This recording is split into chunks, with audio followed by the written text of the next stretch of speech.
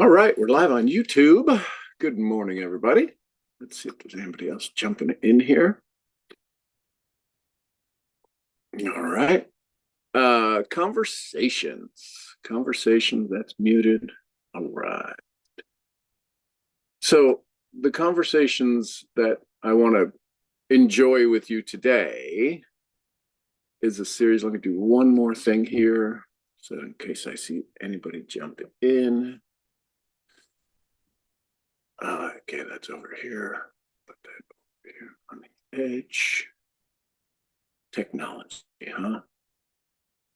Cuckoo for Cocoa Puffs. Crazy. Where'd it go? Where'd my questions go? There they are. All right. So the theme of these questions are about readiness and ownership, and asking somebody if they have ownership of their dreams. So this conversation is going to help take you there. And so here's the identity. When you ask questions, you're going to challenge somebody's identity. You're going to challenge who they are, who they say they are, who they want to become, and what's the real difference of that. And that's the bridge, right? There's the gap. Most people are aware that they're in a gap. Your goal, my goal with you to share these, is to help you understand how you're actually, a little charger over here somewhere, how you're actually going to help build the bridge. So when you answer these, and these are for you, right? All good questions should be answered by you first. This isn't do as I say do. This is do as you do. So I would encourage you to answer these questions for yourself as well. So here's question number one. This is about your identity. What do you most want to be different in your life over the next 90 days? See, most people, when they have a 90-day, we're going to have a 90-day run, and the 90-day run is to reach a rank, is to set an income level, is to maintain or attain a new goal. What we're not asking, what I believe we're not asking, is what's going to be most different when you arrive at the end of the 90 days.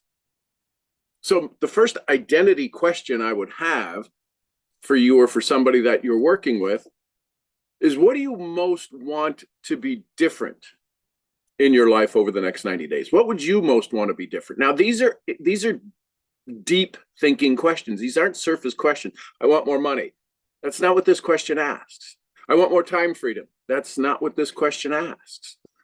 I want to have more people in my business. That's not what this question asks. What do you want to have different in your life over the next 90 days?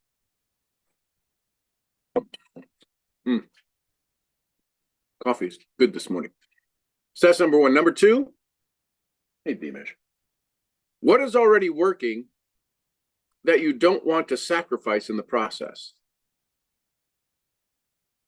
I can almost guarantee you've not heard a question like that. I can pretty much guarantee you no one's ever asked you a question like that. Again, there's depth to these. These aren't surface level,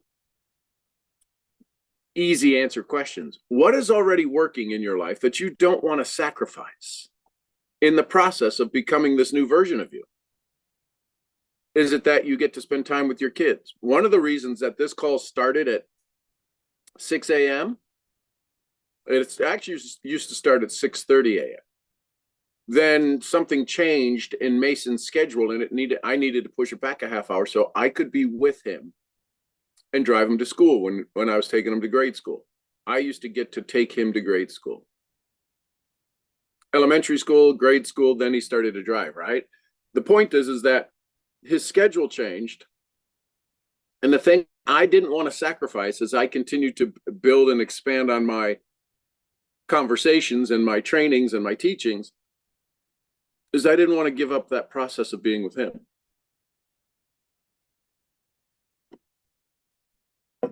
So my question to you is, What's already working? And this, again, if you have these conversations with a prospect, I can almost guarantee you they're going to see you as something new, something different, somebody who seems to care, maybe does care, really does care. Question number 3. Why do you say you want change? When you say you want change, what part of you truly means it? When you say you truly want change, what part of you means it? And what part hesitates? You ever think that? How many of us have ever felt that before? So these are the identity, accessing their identity, opening the door, opening the window to look at somebody's, to look at who you are. This is accessing your own personal identity. So here's how we expand that, right? If we're going to help somebody have more than, help somebody have something they've never had, they're going to have to do something they've never done, which causes them, requires them to think a way they've never think a way they never think a way they never thought, which causes them to feel a way they never felt, to do the thing they've never done, so they could have what they've never had. So now we want to expand that. This is the identity expansion part of the conversation. Now, this question you've heard a lot, but the reason that most people won't answer this next question truthfully, honestly, with authenticity, is because the first 3 questions were never asked of them. So here's the question. If nothing changes in the next 90 days, what is the most likely cost to your energy? What's the biggest cost to your own peace of mind? What's the biggest cost to your relationships? What's the biggest cost to your own confidence? That's all one question. These are big questions. There's question number 5. What pattern keeps repeating even when you know better? There's a lot of us that know better. We know the next thing to do. We know it beyond a shadow of a doubt. We know the next thing to do. What pattern keeps repeating inside of you, even when you know better? Question number 6. What do you suspect you're protecting by staying in your current pattern? What do you suspect you're protecting by staying in your current pattern? See, to ask these questions doesn't take skill to ask the question. It takes caring for somebody. Because the tone can easily turn and activate their shame at full level. This is a Wallace D. Wattles. It's not about doing certain things, asking the question. It's about doing things in a certain way. Asking the question that allows them, offers them, gives them space so they can arrive at an answer they've never found before.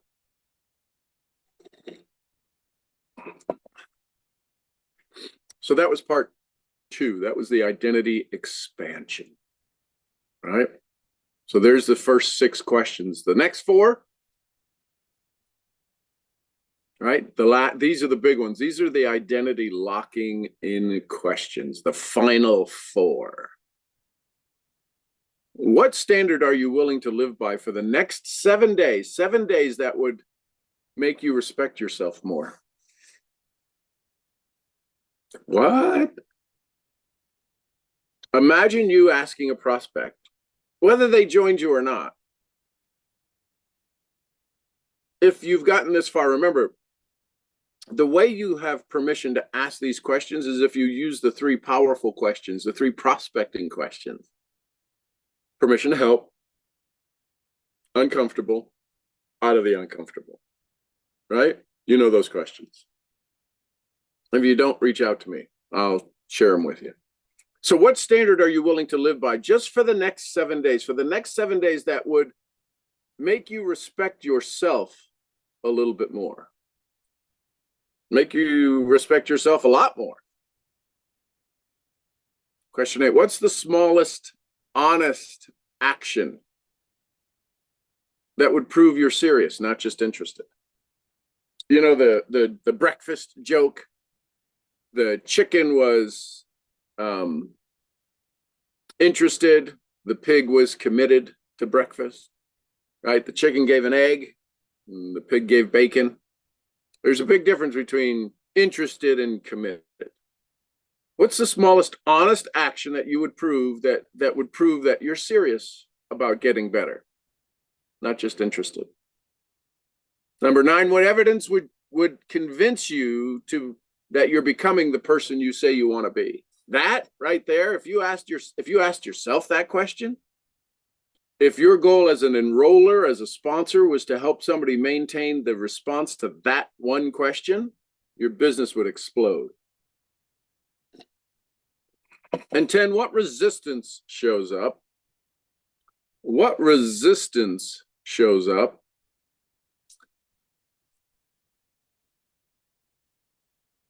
that you decide, I'm going to maintain my non-negotiable, right? So when resistance shows up, whatever that is, what's your non-negotiable response that keeps the new identity in charge?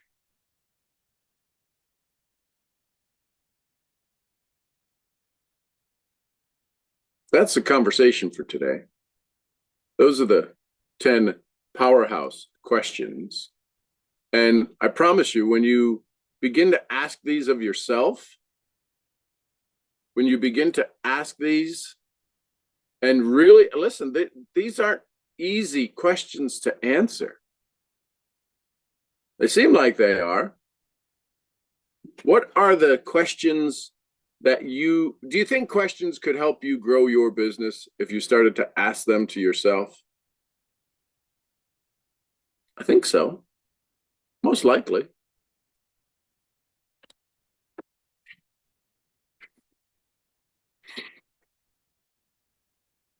So there you go. Questions, comments, thoughts. And Diane, you can check your WhatsApp. You'll see a little note there. Questions, comments, thoughts on today's conversation.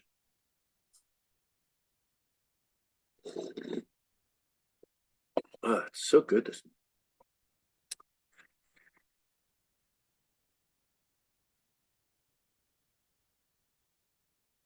I would encourage you to, the only thing that's holding any of us back, I know in my resistance, the only thing that has helped me overcome my resistance, my reluctance, my fear of adjusting, shifting, transforming. See, inquiries can cause change. Powerful questions cause transformation. And people don't want change. They are sick and tired of change. They don't want change. They don't like change. They don't want change. They don't want to change. They say they do. They don't.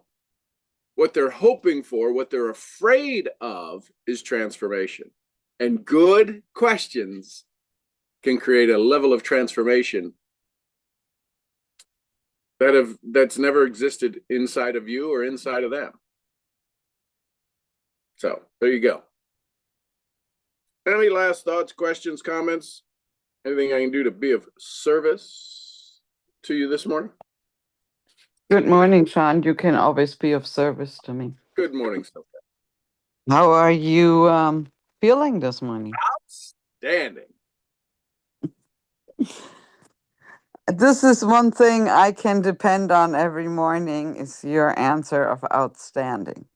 Had a little root canal yesterday. It was awesome. 30 minutes, 45 minutes, bingo, bango, bongo, and all things are great. I was a little nervous because of all of the horror stories and the discomfort afterwards. I haven't even taken an aspirin. Well, that's very good. Yeah. I have to actually get an implant, and I've been putting it off for like all of last year with excuses, and I am with excuses, but my tooth is very loose. One of these days it'll just fall out. I guess maybe that's what it'll take for me to take action. Yep. I mean, I actually went and had all the pre things done I last remember it was year. last year. Oh my God, you remember? Okay, so but then remember my favorite dentist, not yeah, the oral surgeon, Hmm. retired, and so I have just not, and I should have made that appointment right when I returned from Machu Picchu. So now it just keeps going on, my excuses in my head. Um, so I'm proud of you that you went and you got your tooth taken care of. It was fascinating. It was a, I mean, I've talked to a couple of people. Oh my God, I have to go. I need to get some stuff. I'm so afraid of the dentist. You realize that's why dentists have one of the highest suicide rates. What? I always tell the dentist, nothing against you, but I don't like being here. Well, that's They so, probably and hear yet they that a still, lot, not just from me, I no, assume. that's why dentists have one of the highest suicide rates of a profession. Are you serious? I Oh didn't yeah, know that. because of the way they, right? Human nature is to care for people, Yes. and they want to care for you. They do this so that you can have a nice smile and this. Yet because of the fear and the anxiety that are created by patients, dentists just they don't have a personality. They just lose it. And yeah, it's a tough thing to create pain. That's your job, is to create pain. Yeah, I guess that when I look back, I mean, I had an accident, so then my my it's ever since then. And back in Germany, they did not numb you. They would just start drilling Well, there you go. That's one when way to I do it. was a child. Yes, yeah. When That I sounds look like back, network marketing. Sounds like prospecting and network marketing. No Novocaine, no pain numbing. They just drill right in and say, "Do you have enough money? Do you have enough time? Do you like to travel for cheap?" yeah, and listening to you and just listening to another video I just watched, and I didn't get to finish watching it before I jumped on here about sales. You know who Jeremy Miner is? Mm-hmm. I've heard the name. Yes. Yeah, so he trains for sales, and he was talking about the psychology, and he was talking about reframing and deframing and all kinds of things like you talk about. And I'm thinking, we approach in network marketing, we approach things totally wrong because we tell people about the product and about how much money they can make. Well, from a business standpoint, maybe it is for business people, it is okay, but most people want warm and fuzzy. Well, none of that stuff is warm and fuzzy. So we need to change that to actually put themselves into this situation so they want it. I mean, I'm I I'm more I think I'm more thinking like that. But yeah, how would that how would that conversation be different? So I would start it off to make sure that they feel they're in charge, that they have control, that their dreams are possible, that this conversation is about them having more of what they want. I would start off with, how could I be of service? How can I be of service? That's that. No, that's Because then they're going to go, well, aren't you going to tell me tell me about your thing? What thing? Your travel company. Well, only if you want to hear about it. What would be most exciting for you to hear in the next 10, 15 minutes that you're like, wow, this was the best use of my time. And you know what? Don't be surprised when somebody says, I don't have a clue. Then what okay. the So how do heck? you move from that? Yeah, I Well, mean, So then you have that a would be conversation. Well, then, so let's figure out what would make it worthwhile. You know, George Washington said, and I don't know if he said it, but if I've got an hour to cut down a cherry tree, I'm going to spend 45 minutes sharpening my saw. Right now, we need to sharpen our saw in this conversation so that in the 5 minutes we do spend talking about the opportunity, it makes perfect sense for you. So what is it that you truly want? Most people they've never really been asked that. They've heard the question asked, they never responded in a way that it was asked of them. If I asked you right now, what do you want? You would give me a surface level conversation. I want more people in my business. I want to create more income. For what? None of that matters. Because if it mattered, you'd be doing it. The thing that matters is the thing that's underneath it that we're afraid of getting. So nobody needs to hear my presentation. I listened to, somebody sent me their BizOp presentation for me to review it. And I said, you talk about the rules and how people don't have access to success rules. And then 4 minutes later in your presentation, you talk about barriers. I was all about the rules, meaning I, the prospect. Oh yeah, the rules. I don't know the rules. I don't know the rules to success. Give me the rules. And then you talk about barriers. And it's like, well, of course I don't know the rules because I now see I'm bumping up against barriers. There's a disconnect between our language. So when somebody has a conversation, when somebody sits down with me, I say, how can I be of best service? She says, I don't know. Well, let me ask you a question. Let me know when you're tired enough and frustrated enough that doing the same thing is not going to be your business model, is not going to be your process. Because right now, today, you came to an event, you're coming to this conversation, we're having a conversation, we're doing this morning call, and tomorrow you'll come back and very little will have changed. For most. If you're going to be somebody who's going to implement, adapt, adopt, then we can move forward. Otherwise, you're going to keep hearing me, oh my God, you've said that before. And you're going to hear that a lot. Even if I didn't say it, it's still in the same frequency. It's in the same genre of undoing what's been done to you. And that's where most people fail miserably at presentations, is they want to add more and they never give the clues like this, rules and barriers. So my suggestion is most people when they realize they don't know the rules, the question then becomes, can you take a barrier and turn it into a stepping stone and get beyond it? He's like, oh God, that language is just, because we're in this two-dimensional world. If you get me in person's a lot different than two-dimensional. The content's not different. It's the frequency, the vibration is different. You get to be around this tone, this frequency, the energy, the micro expressions.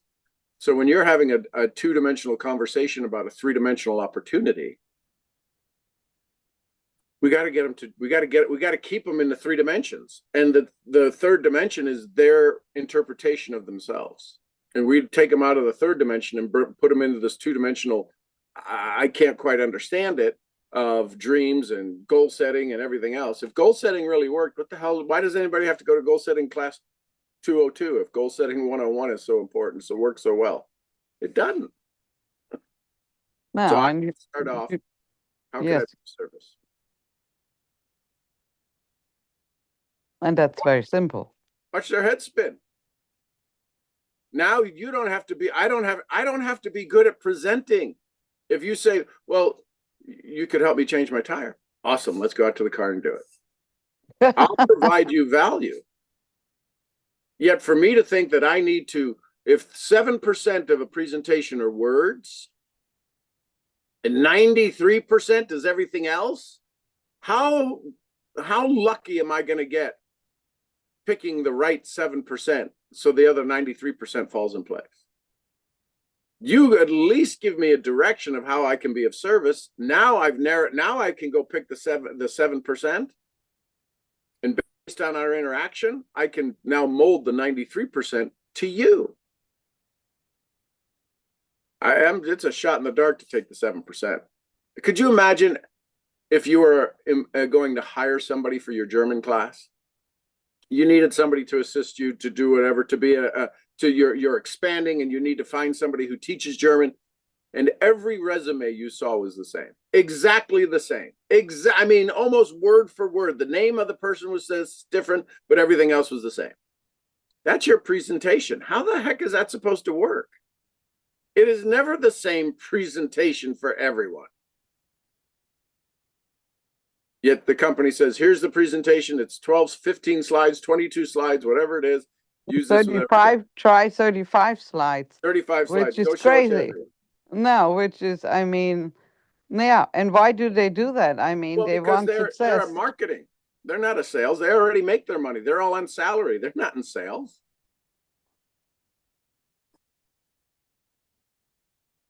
What? They're already, listen, I was on the executive side. I dealt with the marketing. I dealt with everybody in the company. Like, where does your money come from? My paycheck? No. It comes from the next person getting enrolled today, selling product so you can get an income.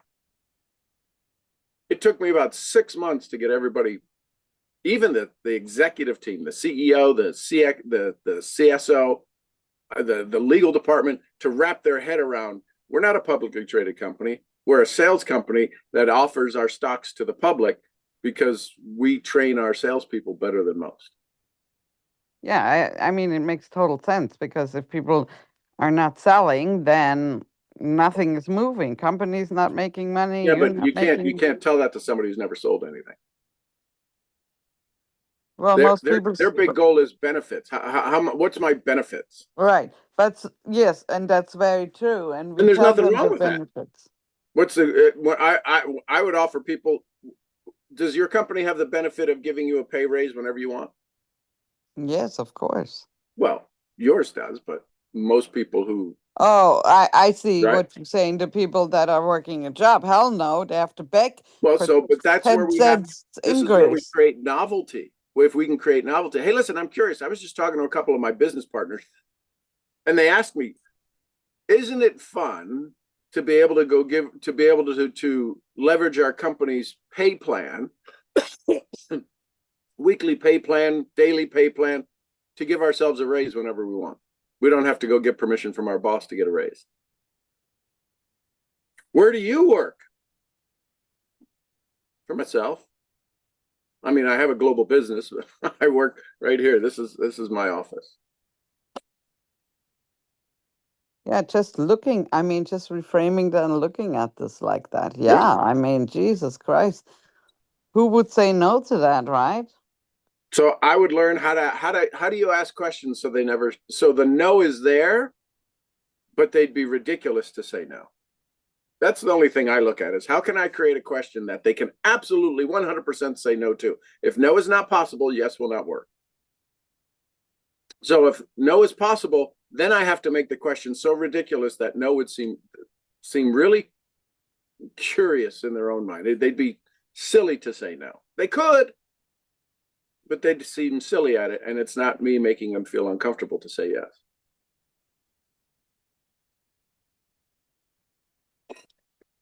So, yeah, people like you to force you into a yes to show how smart they are. Do you like drinking clean water? Do you like to stay healthy? No. No, I want to die 40 years too early. Are you going to answer that? well, yes, I had someone send me, and it gives pushback depending on how to ask. This person was selling some type of health products, I think. But he's saying, well, when are you finally going to take care of your health? And I'm like, well, what the hell? I'm taking care of my health. Right. Now, So again, that triggers that's where, if we using questions, one of the things that's most valuable in understanding this is that we've all been trained by the best, and we've been trained by the worst. And we have a reaction. When are you going to start taking care of your health? That's a good question. I probably should. I know I can do more.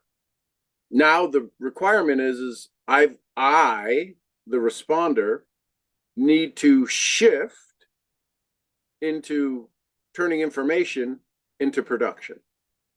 Because Google and DuckDuckGo and Yahoo, if information made you rich, we'd all be billionaires. But information doesn't make you rich. Application of it. Yes, what you do with it. Yes, And most people don't do anything with the info they got. Correct. So my goal is when I have conversations, is to get them into, for the person to self-inspire, not get inspiration from me. Right? Jim Rohn said it best. You inspire an idiot, what do you get? Or motivate an idiot, what do you get? A motivated idiot. So I stopped motivating idiots. So how do you even approach that? I mean, I always feel like I need to inspire people, but it doesn't inspire them at all. Well, what happens is so you asked a great question of the gentleman who's going to go enroll 30 people. How would that make you feel? Like a millionaire? That's awesome. How would it make that? You got to ask the corollary. How would it make you feel if you didn't sponsor a 30? Well, you told me only to ask. Oh, no, I get it, because I needed you to practice that. Now, wax on, wax off. You got the wax on. Now we're practicing the wax off. The next question is, the next part of that process is, how would it make you feel if you don't get 30 people? Not good. So which would you rather have? Millionaire feeling or a not good feeling? Now you've given them a choice. It's paramount. It's critical that we always offer people an opportunity to choose. Everybody wants choice. People are afraid to make the tough choice, but they want choice. So that's why I asked, so how would that make you feel? Like a millionaire? Awesome. Curious question. How would it make you feel if you don't get the 30 people? See, because for every transformation, there has to be a tremendous win and there has to be tremendous pain. Most people's pain is called what? Comfort zone. So they never get out of it. I got to get out of my comfort zone. No, you're in a pain zone you're so used to. You'd be afraid to leave.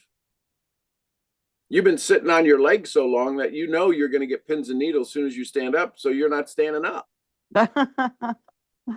No, and that's very true, because I've watched this over the years with people. It's always, you're very right. They stuck in the comfort zone, but the comfort zone is pain and failure. Yet Right? they're not doing. You're in a comfort zone with your tooth. No, because it moves every day, and yeah, but you haven't done anything to fix it. I know. You know what you need to do. Yes. Right? Yeah.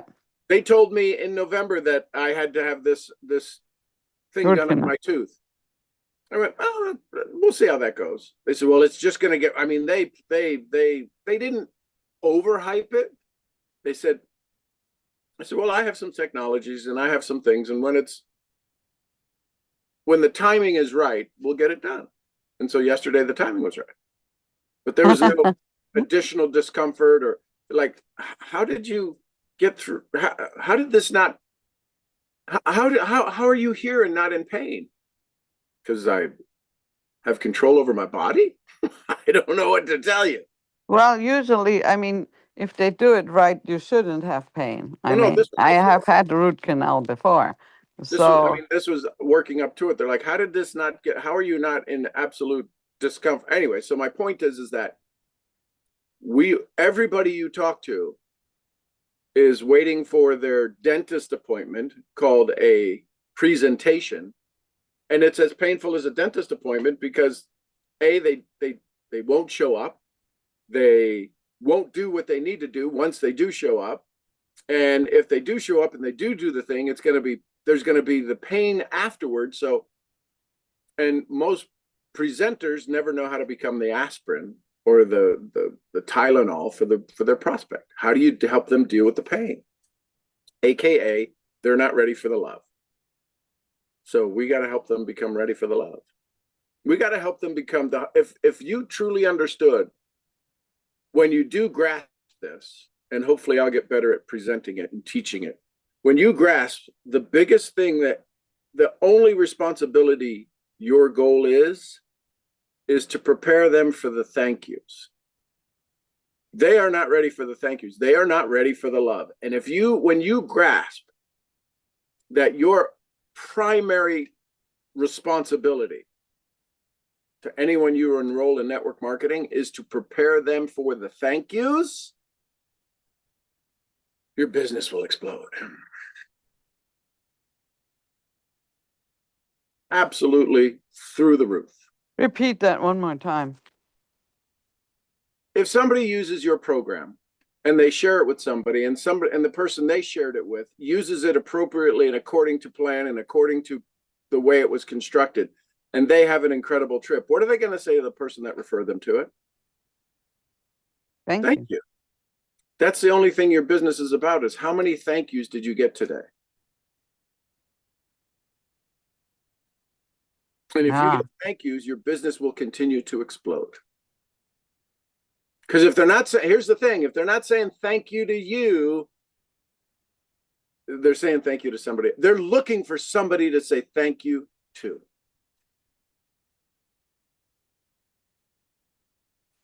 So how would that relate to the person that again was recruiting 30 people but hasn't recruited anyone? They're not Awesome. gonna. Let's go get your first thank you. How many thank yous can you get today? Don't turn them into recruits or 30 sponsors. How many thank yous could you get today? Wow, that's powerful. And it's so fundamentally sophomore, childish. So what business model are you in? I teach people how to earn income from thank yous. What are you, a greeting card company? No, I wish I was. That would probably be more difficult than what I do. No, I teach people. We get paid to resolve issues, problems, challenges that people have in a particular niche. That's a $7 trillion niche, and we help people solve those issues within a 24-hour period, faster, better, with more powerful results than they've ever been able to find before.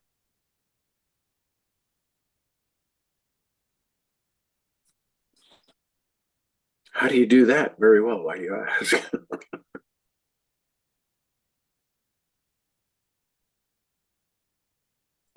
Wow. I sell travel. I mean, you might. I don't. I offer thank yous. I offer people to have more of what they want, less of what they don't in this lifetime. And those that don't get it, those that don't want it, keep me from having to convince them that it's available. See if Okay, so let me ask you one more question on this Sure. on this point. Yep. The other day, we had a prospect who loved everything, Yep. and she didn't sign up. She had two requirements that she would sign up. Sure. Yes, one was that our company has a what do you call it? A give back program. Yep. Okay. And the other one was that she would wanted to watch a live discovery call. Okay. Well, the first one, we could immediately give her the information because we do have that, and she can actually give every time she books. She can give however much she wants to. It's actually, she can adjust the percentage every time if she wants Sure. to give, right? Okay. Okay, so that's taken care of. And then I have sent her many options every day because she says she did not get on the discovery call the day before.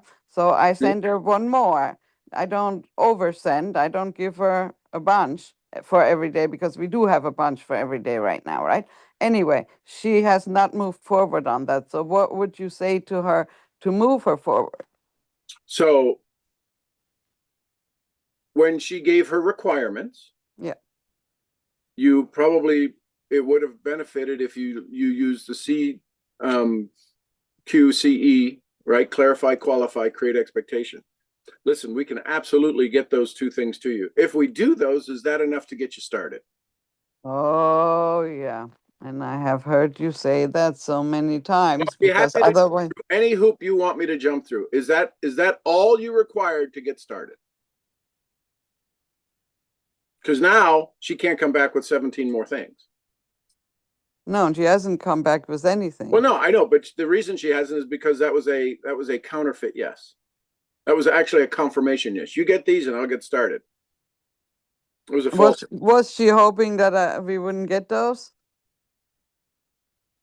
She knew that if she sent you off on a wild goose chase, then she could deliberate and say, well, if they don't even, she 1,001 excuses at this point. They don't understand. They don't even know if their company has a business. They don't even know if their company has a give back. She just found any excuse. Well, I didn't. Certainly my fault. It's not what you think. It's what she thought. And I'm telling you Well, how. yeah, no, you are probably right. Yes, she probably thinks that I'm not a person of giving because I didn't know that the company. I told her I'm sure, because I know most network marketing companies do have it, but I But she really. took you off your game. You lost control of the conversation. I'm okay if you ask me questions. My question is that if you get the answer to that, is that what you need to get started? So now, since I didn't do that, how can I now? So you need to send her that 6-word text that I've taught you before is, have you given up on this? Ah, very good. Yes. Yes, very good. I love And it. that's it. Because otherwise you're going to be talking about it and oh my God, we had so much, but you know how many millions of people there are that have potential that do want to work with you? You don't need to be working with people who want to drag you around. And listen, life could have gotten in the way with her. I get it. Yes, she did say she was very busy, but Right. then and she had been sent the video to watch before her call, but of course she didn't watch that. So again, this is for everybody. If somebody says I need a copy of the video, awesome. If you sent me a video, I always turn the tables. If you sent me a video, would you expect me to watch it? Oh, And if you expected me to watch it, how long would you think it should take me to watch a video you send me? Could I ask for the same cordialness, the same amount of respect from you? I'll send you the video and you'll watch it in 24 hours. wow. How do you get to these things? It's still blowing for me. I sometimes think, I mean, why is my brain not functioning in that way? Why is it not? Because you're wanting to be right, I'm choosing to be rich. I don't care what they say. I'm like thinking, oh, I just want to kick your ass. You're saying that to me. I'm sorry, but And that just like crossed my mind. Like, oh my God. you want to be right, I want to be rich. And I don't care what your response is. Awesome. I need a copy of the video. Awesome. Hey, quick question.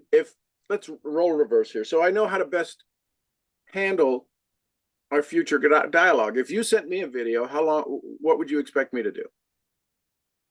Well, I'd expect you to watch it. Awesome. Could I ask for the same respect? This is novelty, ladies and gentlemen. If you're saying the same thing, if they have a script, my job is to interrupt their script saying that your script doesn't work with me. Everybody has a script because they have a predictable outcome. You want a script for your company. This is not you, editorially you. People want a script for their company presentation.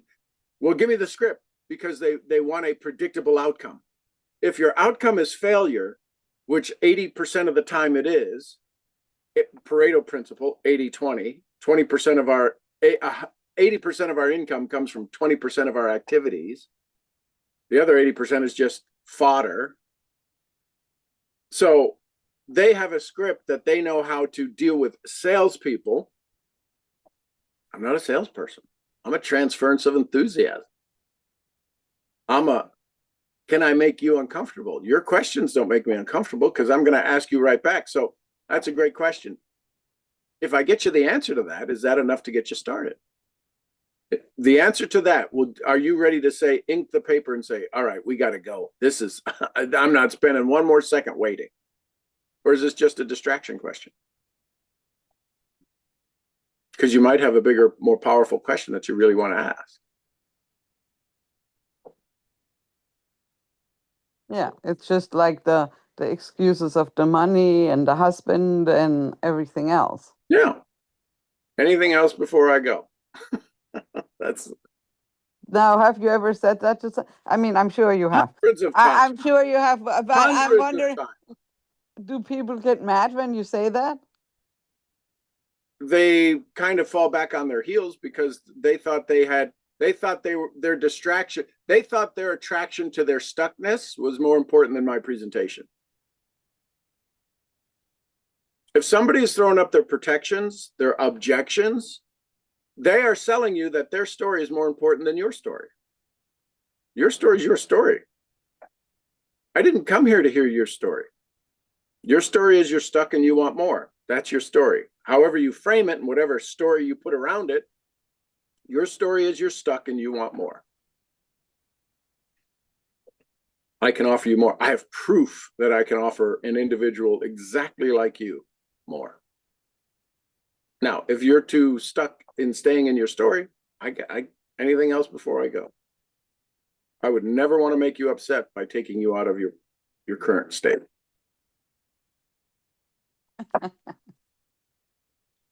Oh my God, Sean, how am I ever gonna get your brain? I mean, Jesus Christ, it's been a year and I still don't have your brain. You're not practicing it on a continuous basis privately. You're practicing it in public, which is good. The challenge is it takes a long time to practice in public. What do you mean by that? Private. What do you mean practice it in private? Like Role I talk play to with yourself. myself? Role play with yourself. Because what will happen is you'll create the new neural synaptic connections inside your brain, and you'll know the next question of, how would that make you feel if you got 30 people? Like a millionaire. Yeah, so he said, yes, it took, the funny thing is, this is the first time I've asked him that in person, because before it was always text and he just ignored it. So he did it again. Yes, and I sent you that message because I was like, oh my God. So yes, and then I didn't know what to say. I'm like, yeah, wouldn't that be great? And that was like the end of it. And I'm thinking, what would Sean say? What would Sean, so what would you have answered when he said that? I love that idea. You deserve that. If you can think it, you deserve it, right? If you can see it, believe it, achieve it. My question is, if you don't sponsor 30, if you don't sponsor 10, how would that make you feel? But again, okay, he's not a millionaire, so how would he even know how a millionaire would feel? It doesn't matter? That doesn't matter, because he knows what a millionaire, he thinks he knows what a millionaire would feel like, and I can't tell him that's a wrong feeling. That's his feeling. When he gets to the million, it'll change. I see. Okay. Right? It's kind of like every high school boy. They may not know what sex is. They think they know. They don't. And then when they do, it's a different story. But it's funny that this person is very enthusiastic about it. Mm-hmm. Well, sure. When he says that. Enthusiastic about making people feel uncomfortable that they can't sponsor 30. Well, neither can he.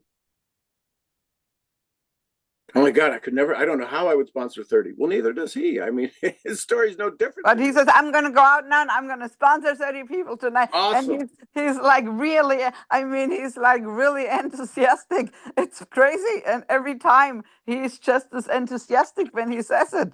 I mean, it almost blows my mind. That's a good thing. I'd say, so what are you going to say to the first person?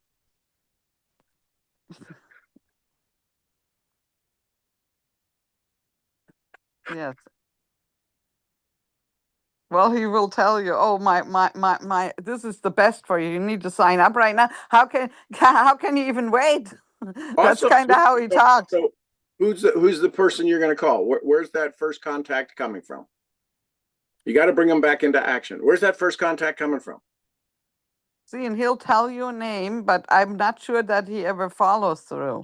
But- That's So one you of the. gotta, all you gotta say is, hey, listen, if this was the greatest thing since sliced bread for that person, for Tommy, how mad would Tommy be when he found out you didn't call him for 3 weeks? It's been Yvette for a few months now. It doesn't matter. If from today on, let's say Tommy's the guy and he could really knock this out of the park because you think he can. I believe he can. How mad is Tommy going to be when he found out you sponsored 20 other people and never talked to Tommy?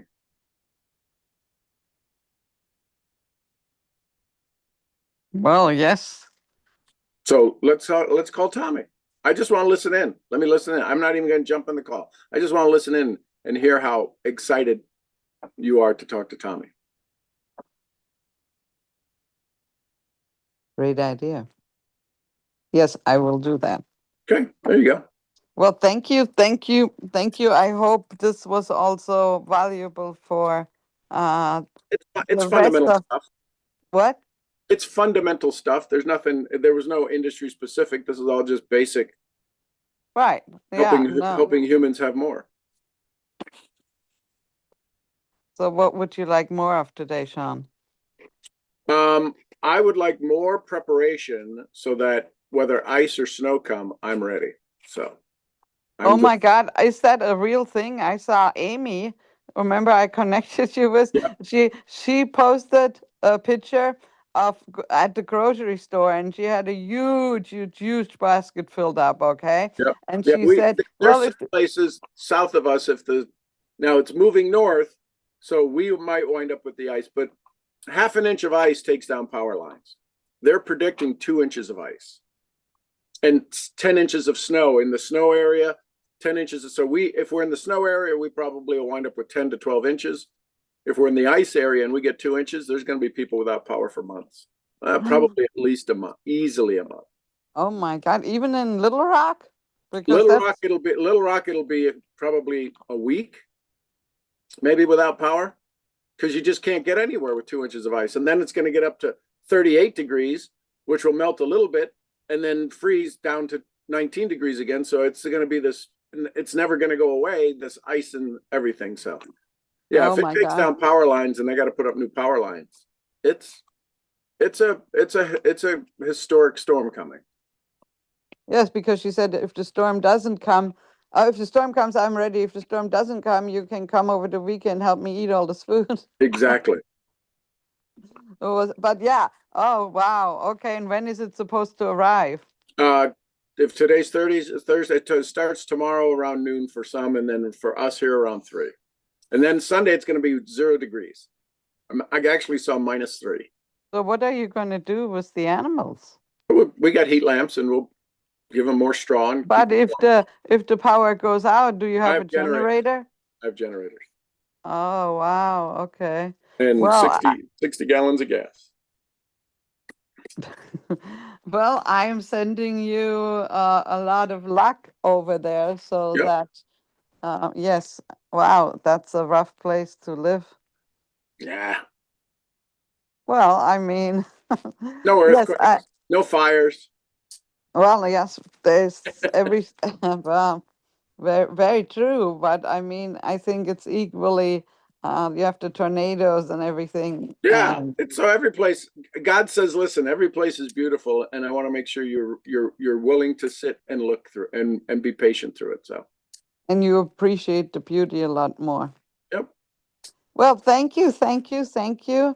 I'm going to get busy right now with what you just gave me more nuggets, and some of them you have given me over and over again. And so the good news is they hit different, right? Which means you're growing, you're expanding, and you're changing the way you look at things, which is all anyone could ever ask. And that's all you're asking your prospects to do. It's why we have to continue to be in front of them, present them, because we never know the perfect time in their life. It's a rare opportunity that we hit the perfect time in their life. The average online marketer knows that when you get a lead that comes in, it's a 2% chance it's the right time for them. So you've got to continually follow up. 98% of the leads that come in for any event or any process or product, they're not ready for it. They think they are, they're not. It's a 2% chance you hit the person who's ready for it right now. So how do people, okay, so one more question here. How do people change that if the people are not ready? Because we have Keep reading salespeople up, that, keep following up, put them on the drip file, tell stories. but even some of the salesperson can like change it right then and there, no? That's what I'm hearing. Not everybody changes everybody right then and there. They give a story that allows the person to say, I'm ready. And the reason that ready, willing, and able, those are the three things. Are they ready? Are they willing? Are they able? I first want to talk to people who are able. I know they may not be ready, and I know they're probably not willing yet, but if they're not able, I don't have a snowball's chance in Hades.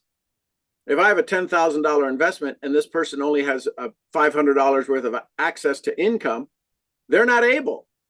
They may be ready, they may be willing, they may be telling me every day, I'm ready, I want to do this, I want to do this. Well, it's write a $10,000 check. Oh, I can't do that. When you're able, come back to me, because I'll make sure you're ready and willing will be converted. So you've got to do some qualifications. You're not prejudging, you're doing some qualifications. I don't prejudge anyone. Like the person, I get some people that tell me they don't have a passport yet. They need to get the passport first. But I mean, they can travel anywhere. They don't need a passport necessarily. But I have gotten that. I never gotten that before. Oh, I need to get a passport. Oh no, I still don't have my passport. It's like, what the hell? You know the fastest way to get a passport? Buy a ticket to an international location. Right. Then you have to get the passport. Yeah, there's no have to. Then they ask me, how long does it take to get a passport? Well, I don't know. I mean, I've gotten many passports, but it just 72 really- hours if you want to pay, 30 days if you're patient. Okay, well, you've given some concrete information. Well, thank you from the bottom of my heart, and I wish you a very little storm, so you can be safe, and Tallulah can be safe too. Yes, she's loving her stall. She's loving her little run in. Oh, was did you sleeping in get it this morning. fixed yesterday for her? Yeah, so she was sleeping yesterday. She was sleeping this morning. I got up around 3:30 and I checked on her, and she was in there all cozied up inside of her. Now, does she lay down or stand up for sleeping? No, she both. I've seen her standing up, but she does lay down. Okay. All right. Yep. I was just curious. Yep. All right. Thank you. Thank you. I You're love welcome, you. Anyone else? Last thoughts, comments, questions, takeaways?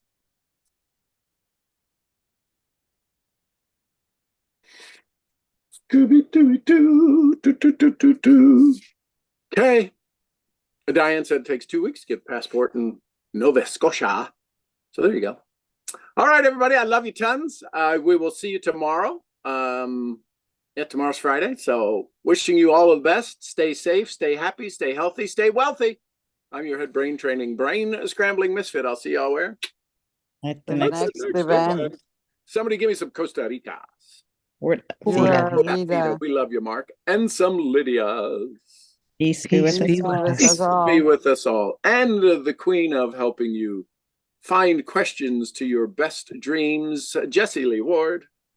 Awesome. Bosley, we love you, girl. And little white fluffy. Gurgly. Molly is getting so big. She's the tallest dog I've ever had. Oh my God. Yeah. How tall? Does she look like a little horse? When you see mini donkey, she's as big as a mini donkey. Yeah, Oh she's- my God. Make a video and send me the video. I will. want to She's, see her. she's just, and now she's taking on her role as guardian dog. So she's spending more time outside. She loves the cold. She'll sleep on the couch on the back porch at night, and it's She interesting. to doesn't see go that in transition. when it's so cold. No, they love the cold. They're just a different breed, and yes, smart as a tack. She is just smartest dog I've ever had too. So, and I've had a lot of smart dogs. So anyway, Molly says good morning, everybody. And you give Molly some love for me, please. I will do that. All right. Great Thank you. day.